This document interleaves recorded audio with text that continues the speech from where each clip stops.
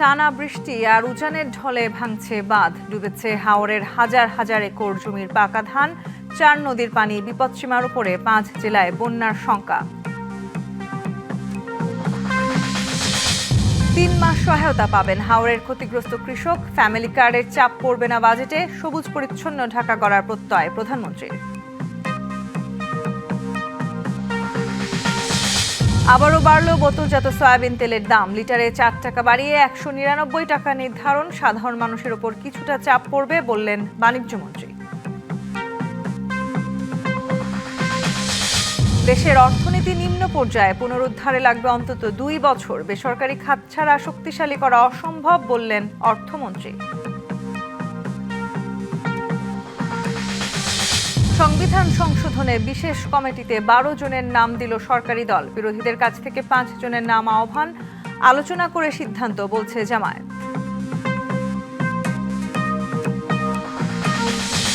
শেষ হলো পশ্চিমবঙ্গ বিধানসভা নির্বাচন। দ্বিতীয় দফায় ভোট পড়ল 92%-এরও বেশি। অধিকাংশ বুথ ফেরত জরিপে তৃণমূলের তুলনায় এগিয়ে বিজেপি। মাঠে মাঠে শুরু হয়েছিল সোনালী ধান কাটার উৎসব, কিন্তু বৈরী আবহাওয়া ঘটিয়েছে ছন্দপতন। টানা বৃষ্টির মধ্যেই আসছে উজানের ঢল, পানির তোড়ে ভাঙছে হাওরের বাঁধ। চোখের সামনে তলিয়ে যাচ্ছে হাজার হাজার একর জমির পাকা ধান। আধা পাকা ফসল কেটে নিচ্ছেন কৃষক। রোদ না থাকায় কাটা ধান শুকাতে না পেরে খলায় নষ্ট হচ্ছে। লাভ তো দূরের কথা, মূলধন হারানোর শঙ্কা কৃষক। এদিকে ভুগাইক অংশ, মনু, সোমেশ্বরী ও মগরা নদীর পানি বিপদসীমার উপরে। মৌলভীবাজার, নেত্রকোনা, সিলেট, হবিগঞ্জ ও সুনামগঞ্জ জেলায় রয়েছে বন্যার পূর্বাভাস। হাওর জুড়ে শুধুই পানি আর পানি। টানা বৃষ্টি আর ঢলের পানিতে তলিয়েছে পাকা ধান। ঝোড়ো হাওয়া, বজ্রপাত, আতঙ্ক, ভারী বৃষ্টি, তবুও হাঁটু থেকে বুক সমান পানিতে নেমে ধান কেটে আনার চেষ্টা। কিশোরগঞ্জে জমিতে পানি জমে থাকায় ব্যবহার করা যাচ্ছে না হারভেস্টার মেশিন। খোলা তলিয়ে যাওয়ায় ধান শুকানোর বদলে গজিয়ে যাচ্ছে চারা। একজন কামলা 1,500 টাকা, যে আর তো মেশিন দিয়েও কাটানো দিতেছে না। মেশিন পানি তো নামে না। কি করবো, তো জমি কাটাইতে গিয়ে যে পয়সা লাগবে আমার ধানের চেয়ে বেশি খরচ হয়ে যাবে। খাওয়ান করে তো এখন আমরা যে অবস্থা বাড়িওয়ালা অঞ্চলে শতকরা আপনার এই 5 জনও পাচ্ছে না কাটতে, সবই চলে দেখা যায়। নদী ভরাট আর হাওর রক্ষা বাঁধ না থাকায় প্রতি বছরই তলিয়ে যাচ্ছে ফসল। সারা বছরের খোরাক হারিয়ে দিশেহারা কৃষক। 10 একর জমির মধ্যে 6 থেকে 7 লাখ টাকা খরচ গেছে, ঋণ মাজন করে করছি। এখন মনে করেন বৃষ্টির কারণে জমি একটা জমিও পুষ দিতে পারে নাই। জমির কাছে গেলে মনে করেন ভিতর 5টা জায়গা কান্দার টেলা, মনে করেন খাওয়া দাওয়া সব বদল। আমরা অনেক টাকা খরচ করে কিন্তু আমরা ধান আমরা ঘরে উড়াইতে পারি না। আমরা যেভাবে মানে ঋণ মাজনি করছি, ঋণ দেখতে আমরা মুক্ত করতে সরকারে কি ব্যবস্থা করবো, সরকারের আমরা আবেদন। কৃষি বিভাগ জানিয়েছে হাওরে এ পর্যন্ত অর্ধেক ধান কাটা শেষ হয়েছে। নিরূপণ করা হচ্ছে ক্ষতির পরিমাণ। নদীর পানি বৃদ্ধি পাওয়ার কারণে হাওরের বেশ কিছু এলাকায় ধান নিমজ্জিত হয়েছে। আমাদের এই নিমজ্জিত জমির পরিমাণ এবং ক্ষতিগ্রস্ত কৃষকদের তালিকা মাঠ পর্যায়ে কৃষক উপসহকারী কৃষি কর্মকর্তা সম্পন্ন করতেছেন। নেত্রকোনায় কংস ও উবদাখালী নদী বইছে বিপদসীমার উপরে, তলিয়ে যাচ্ছে পাকা ধান। মোহনগঞ্জ, মদন ও খালিয়াজুড়ির বিভিন্ন হাওরে একমাত্র ফসল ঘরে তুলতে না পেরে দিশেহারা কৃষক। জমিতে কারণ যাইতেছে না, পানি লাগিয়া 100%-এর মধ্যে হলে 20% তুলছি, 80%-ই নষ্ট হয়ে গেছে। এখন পর্যন্ত হাওরে 60 ভাগ ধান কাটা শেষ হয়েছে। বন্যার আশঙ্কায় প্রস্তুতি নেওয়ার কথা জানিয়েছেন জেলা প্রশাসক। বন্যা বা প্রাকৃতিক দুর্যোগ, এটা যেন আমাদের আগাম প্রস্তুতি নেওয়া হচ্ছে, মিটিং করা হচ্ছে। আমাদের জেলাতে মিটিং দ্রুত করা হবে আজকে। হবিগঞ্জে সোনালী ধানে ভরা মাঠ।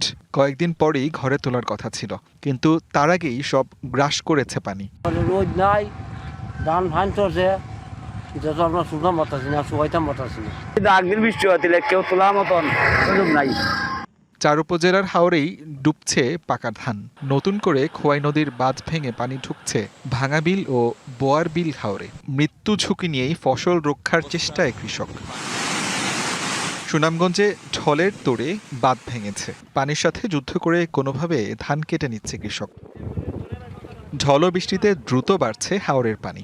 শ্রমিক সংকটে ধান কাটা ও মাড়াই নিয়ে বিপাকে কৃষক। বৃষ্টিতে অনেক হাওরে তলিয়েছে বোরো ধান। ঝুঁকির মধ্যে আছে ফসল রক্ষা বাঁধগুলো। বন্যা পূর্বাভাস ও সতর্কীকরণ কেন্দ্র জানিয়েছে, ভোগাইক অংশ, মনু, সোমেশ্বরী ও মগরা নদীর পানি বিপদসীমার উপর দিয়ে প্রবাহিত হচ্ছে। বন্যার পূর্বাভাস রয়েছে মৌলভীবাজার, নেত্রকোনা, সিলেট, হবিগঞ্জ ও সুনামগঞ্জে। আসিফ খান, ডিবিসি নিউজ। ভারী বৃষ্টিপাতের পর জলাবদ্ধতা ছড়িয়ে পড়েছে কুমিল্লা নগরীর অলিগলিতে। এদিকে সকাল থেকে গুড়ি গুড়ি বৃষ্টিতে ভিজছে বন্দর নগরী চট্টগ্রাম। কুমিল্লার অশোকতলা, ধর্মপুর, কুমিল্লা ভিক্টোরিয়া কলেজ সড়ক এখন জলমগ্ন। পানি ঢুকছে দোকানপাটেও। ভিক্টোরিয়া কলেজ সহ বেশ কিছু শিক্ষা প্রতিষ্ঠানের শ্রেণীকক্ষ থেকে পানি এখনও নামেনি। উঁচু সড়কে পানি প্রবাহ বাধাগ্রস্ত হয়ে জলাবদ্ধতার কবলে নিচু এলাকাগুলো। এদিকে চট্টগ্রামে বিভিন্ন খাল থেকে 25 থেকে 30টি অস্থায়ী বাঁধ অপসারণের পর জমে থাকা পানি নেমে যাওয়ায় অনেকটাই স্বস্তি ফিরেছে নগর জীবনে।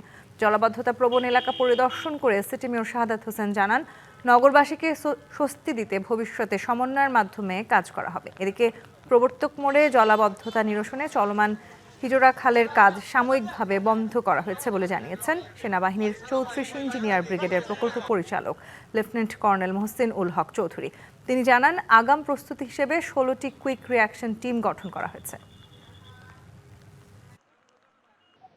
এটা আসলে বাদ দেওয়ার কারণে হয়েছে, এখানে অন্য কোনো কারণ নেই। এবং সেটা আপনারা দেখেছেন, বাঁধ খুলে দেওয়ার পর পানি কিন্তু সরে গেছে। আমি নিজেও গতকাল 8:30টার দিকে স্পটে গিয়েছি, রাত 8:30, এবং তখন 90% পানি সরে গেছে। আমরা ওভারঅল চট্টগ্রাম শহরের জলবদ্ধতার এই সিচুয়েশনকে ট্যাকেল করার জন্য আমরা টোটাল 16টা কুইক রিঅ্যাকশন টিম আমরা গঠন করেছি। প্রয়োজনে সিভিল যেই সংস্থা আছে তাদের সাথে কোঅর্ডিনেশন করে কাজ করে পরিস্থিতি নিয়ন্ত্রণে এই কাজগুলো করবে। আগামী 5 দিনের মধ্যে চট্টগ্রাম নগরের সব নালা নর্দমার বাঁধ অপসারণের নির্দেশ দিয়েছেন স্থানীয় সরকার প্রতিমন্ত্রী মীর শাহে আলম। সন্ধ্যায় নগরের প্রবর্তক মোড়ে জলাবদ্ধতা পরিস্থিতি পরিদর্শনে এসে এই কথা বলেন তিনি। প্রতিমন্ত্রী আরও বলেন, গণমাধ্যমে যেভাবে দেখানো হয়েছে বন্দর নগরীতে আসলে সেভাবে জলাবদ্ধতা হয়নি। আপনারা যেভাবে নিউজটি করেছেন সামাজিক যোগাযোগ মাধ্যমে যে চট্টগ্রাম শহর পানির উপর ভাসছে, চট্টগ্রাম শহর পানির উপর ভাসছে না। চট্টগ্রাম শহর সুন্দর আছে। হঠাৎ করে অতি বৃষ্টির কারণে কিছুটা পানি জমাট বাঁধলেও সঠিক সময়ে পানিটি নিষ্কাশন হয়ে গেছে। আগামী 5 দিনের মধ্যে তারা রিটার্নিং ওয়াল যেটি দেওয়া আছে স্টিল স্ট্রাকচারে, এগুলো তারা উইথড্র করে খালটি সচল করে দিবে। কয়েক ঘন্টার বৃষ্টিতেই ডুবল ময়মনসিংহ শহর। পানি নিষ্কাশনের পরিকল্পিত ব্যবস্থা না থাকায় ঢাকা ময়মনসিংহ মহাসড়কেও সৃষ্টি হয় জলাবদ্ধতা। ড্রেনেজ ব্যবস্থার দুর্বলতায় বাসাবাড়িতে ঢুকেছে পানি, বাড়ছে রোগের ঝুঁকি। দীর্ঘদিনেও ড্রেনেজ ব্যবস্থার উন্নয়ন না হওয়ায় আসছে বর্ষায় প্রকট হওয়ার শঙ্কা স্থানীয়দের। এদিকে দ্রুত এসব সমস্যার সমাধানে ব্যবস্থা নেওয়ার আশ্বাস সিটি প্রশাসকের। ময়মনসিংহ নগরীর 13 নম্বর ওয়ার্ডের বাঁশবাড়ি কলোনি। ছোট একটি সড়কের দুই পাশে স্বল্প আয়ের মানুষের ঘনবসতি। কিন্তু মাত্র 1 ঘন্টার বৃষ্টিতেই বদলে যায় চিত্র। ঘরের ভেতর ঢুকে পড়ে পানি, স্বাভাবিক জীবনযাত্রা হয়ে পড়ে অচল। বিছনাত পানি উঠে, গরম পানি উঠে, এই যে ওয়াল টল সব হয়ে পড়তেছে বৃষ্টির পানি। বাইরে পারতেছে না, রান্না বাড়া কেউ করতে পারতেছে না। এই সমস্যা আজকে থেকে না, এই সমস্যা প্রায় হলো 4 বছরের উপরে হইব। শুধু বাঁশবাড়ি নয়, নগরীর বেশ কয়েকটি নিচু এলাকারও একই অবস্থা। ড্রেনেজ ব্যবস্থা অকার্যকর থাকায় পানি নামতে লাগে লম্বা সময়। দুর্ভোগের পাশাপাশি বাড়ছে পানিবাহিত রোগের ঝুঁকি। পানির লাগে মানুষ হাতার বাইরে বাড়িতেছে, কমর হুমান পানি, এই বেল বাড়ে নিচ্ছে না। পানি নিষ্কাশনের কোনো ব্যবস্থা ভালোভাবে করে না। আগে যারা কাজ করছে রাস্তার পুরা ওয়ার্ডের ডালগুলা দিছে বাঁশবাড়ি কলোনিতে। শহরের পাশাপাশি ঢাকা ময়মনসিংহ মহাসড়কেও তৈরি হয় জলাবদ্ধতা। এতে দেখা দেয় যানজট, ব্যাহত হয় চলাচল। এদিকে জলাবদ্ধতা নিরসনে কাজ শুরু করেছে সিটি কর্পোরেশন। ভোগান্তি কমাতে দ্রুত স্থায়ী পদক্ষেপ নেয়ার আশ্বাসও দিয়েছেন প্রশাসক। ইতিমধ্যে আমি মাননীয় প্রধানমন্ত্রী এবং স্থানীয় সরকার মন্ত্রণালয়ের প্রতিমন্ত্রী শরণাপন্ন হয়েছি। আমি আশা করছি দ্রুত সময়ের মাধ্যমে সেই রাস্তা ড্রেনগুলোর কাজ যদি আমরা শেষ করতে পারি, ইনশাল্লাহ আগামী বর্ষায় জলাবদ্ধতা দূরীকরণ না হলেও সহনীয় পর্যায়ে আসবে। শিগগিরই ড্রেনেজ ব্যবস্থা পুরোপুরি সচল না হলে আসছে বর্ষায় চরম ভোগান্তিতে পড়তে হবে নগরবাসীকে। ইমরান হাসান রাব্বি, ডিবিসি নিউজ, ময়মনসিংহ। হাওর অঞ্চলের ক্ষতিগ্রস্ত কৃষককে আগামী 3 মাস দেয়া হবে বিশেষ সহায়তা। নদী ভাঙন রোধে নেওয়া হবে বিশেষ উদ্যোগ। জাতীয় সংসদে প্রশ্নোত্তরে জানিয়েছেন প্রধানমন্ত্রী তারেক রহমান। তিনি আরও জানান, ঢাকাকে সবুজ ও পরিচ্ছন্ন নগর হিসেবে গড়ে তোলার উদ্যোগ নিয়েছে সরকার। 5 বছরে ঢাকা উত্তর সিটিতে 5 লাখ গাছ লাগানো হবে। ফ্যামিলি কার্ডের প্রভাব বাজেটে পড়বে না বলেও জানান সরকার প্রধান। বুধবার সকালে স্পিকার হাফিজউদ্দিন আহমদের সভাপতিত্বে শুরু হয় জাতীয় সংসদের অধিবেশন। মাননীয় সংসদ সদস্য, দিনটি নির্ধারিত থাকে প্রধানমন্ত্রীর প্রশ্নোত্তরের জন্য। টেবিলে উত্থাপিত এবং সম্পূরক প্রশ্নের জবাব দেন প্রধানমন্ত্রী তারেক রহমান। মাননীয় প্রধানমন্ত্রী কর্তৃক এক প্রশ্নে প্রধানমন্ত্রী জানান, ঢাকাকে সবুজ ও পরিষ্কার নগর গড়ে তোলার উদ্যোগ নেওয়া হয়েছে। কোরিয়া ভিত্তিক বেসরকারি প্রতিষ্ঠানের বিনিয়োগে মাতাইল ল্যান্ডফিলকে সমন্বিত সার্কুলার ইকোনমি ভিত্তিক বর্জ্য ব্যবস্থাপনা এবং জ্বালানি উৎপাদন কেন্দ্রে রূপান্তর করার মাধ্যমে সকল বর্জ্যকে জিরো বর্জ্যতে রূপান্তর করার পরিকল্পনা গ্রহণ করা হয়েছে। মাননীয় স্পিকার, ঢাকা উত্তর সিটি কর্পোরেশনের আওতাধীন এলাকায় আগামী 5 বছরে ইনশাল্লাহ 5 লক্ষ বৃক্ষরোপণের লক্ষ্যমাত্রা নির্ধারণ করা হয়েছে।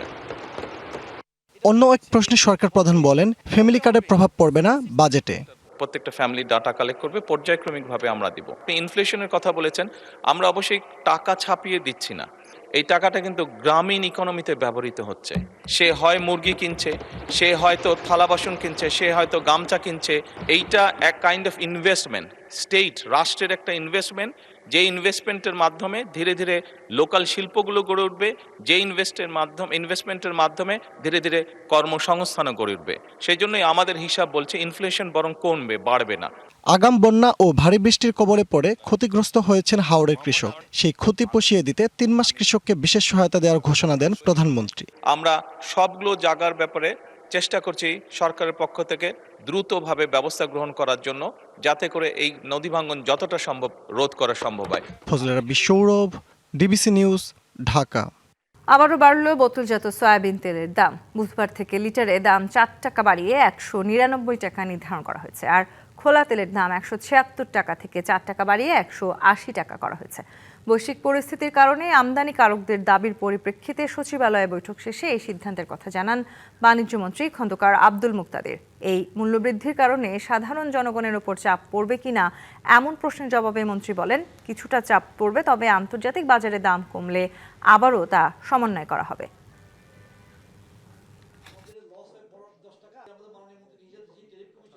আমরা উৎসের মূল্য বারবার যাচাই করে সেই সাথে আমদানির প্রক্রিয়ায় যে ধরনের বাড়তি খরচ যোগ হয় সেই সমুদয় মূল্য একসাথে করে আমরা দেখেছি যে তাদের কথার মধ্যে যথার্থতা আছে। তারা যে পরিমাণ অনুরোধ করেছেন সেই অনুরোধটি পুরোপুরি রাখা আমাদের পক্ষে সম্ভব হয়নি।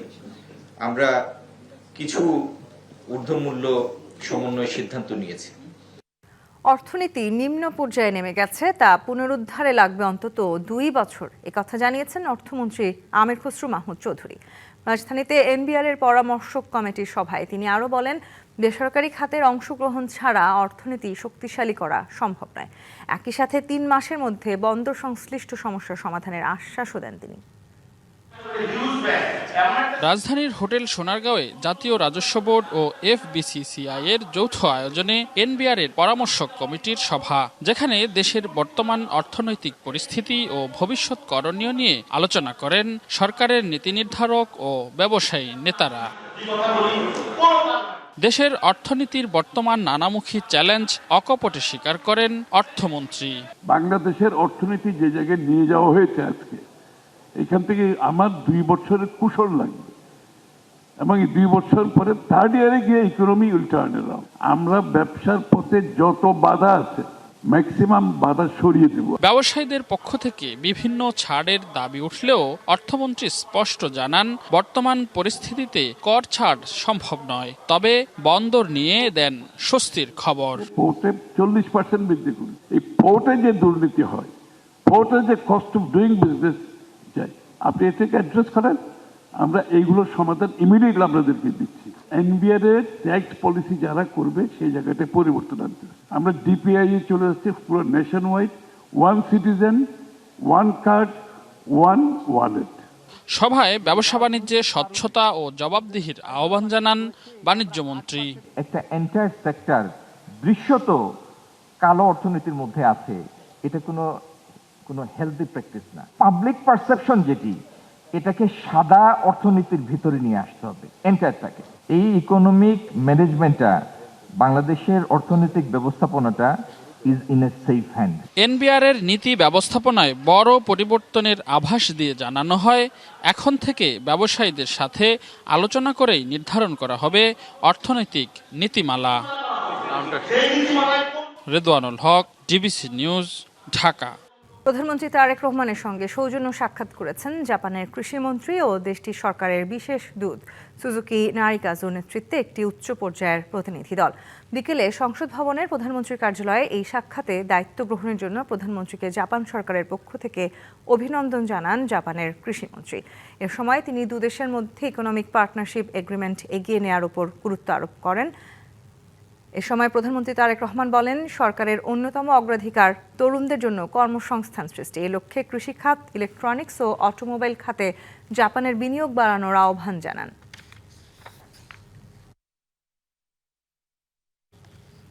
সংবিধান সংশোধনের সর্বদলীয় বিশেষ কমিটির জন্য 12 জনের নাম দিয়েছে সরকারি দল।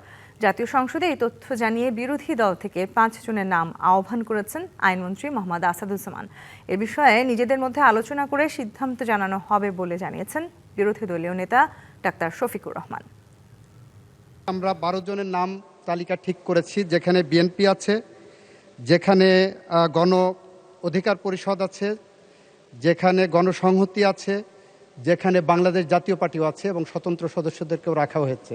সংবিধান সংশোধন সম্পর্কিত বিশেষ কমিটি গঠন করার জন্য আগামীকাল আমরা চাই ওনাদের পক্ষ থেকে যদি 5 জনের নাম কালকে দেন, তাহলে আমরা এই কমিটি গঠন করে আমরা সংবিধান সংশোধন এবং জুলাই সনদকে সামনে রেখে সামনের দিকে এগিয়ে যেতে চাই। মাননীয় স্পিকার, এই বিষয়টা আমাদের মাঝে একটা আলোচনার বিষয় আছে, কারণ এখানে কনসেপচুয়াল ডিফারেন্স আছে আমাদের।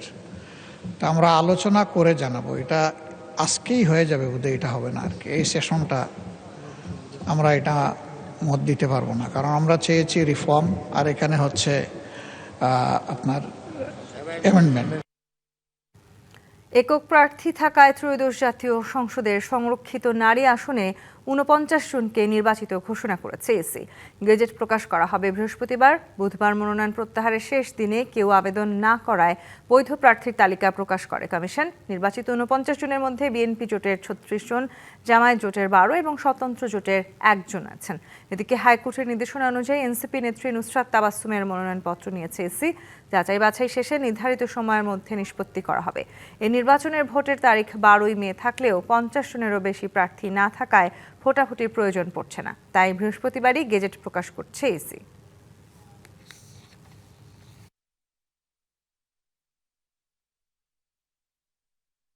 বৈধ যে 49 জন ছিলেন বিএনপি এবং তার জোটের পক্ষ থেকে 36 জন, 11 দলীয় জোটের পক্ষ থেকে যে 12 জনের তালিকা যেটা বৈধতা প্রকাশ করা হয়েছিল, এবং স্বতন্ত্র জোটের পক্ষ থেকে যে 1 জন, যে তালিকার ইতিমধ্যে আমরা প্রকাশ করেছি, সেইটা আমরা এই সংরক্ষিত মহিলা আসন আইনের 12(2) ধারা মোতাবেক আগামীকাল গেজেট করব। বিচ্ছিন্ন ঘটনার মধ্য দিয়ে শেষ হলো পশ্চিমবঙ্গ বিধানসভার দ্বিতীয় দফার ভোট। এই দফায় ভোট গ্রহণের মধ্য দিয়ে শেষ হলো এবারের পশ্চিমবঙ্গ বিধানসভা নির্বাচন। ভোট দিয়েছেন 92%-এরও বেশি ভোটার।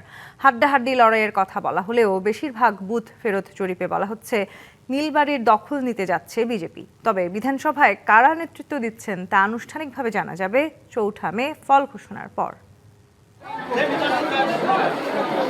প্রথম দফার ভোটে গ্রীষ্মের খরতাপ থাকলেও দ্বিতীয় দফায় ছিল ভিন্ন চিত্র। মেঘলা আকাশের সাথে বৃষ্টিতে ঠান্ডা ছিল পরিবেশ, তবে নির্বাচনী উত্তাপ ছিল ভোট ঘিরে। বিভিন্ন স্থানে বিচ্ছিন্ন কিছু ঘটনায় উত্তপ্ত ছিল ভোটের মাঠ। বালিতে একটি কেন্দ্রে ইভিএম মেশিন অচল হওয়া নিয়ে ছড়িয়ে পড়ে উত্তেজনা। আটক করা হয় 2 জনকে। জগদ্দল বিধানসভা কেন্দ্রে থেকে উদ্ধার করা হয় আগ্নেয়াস্ত্র।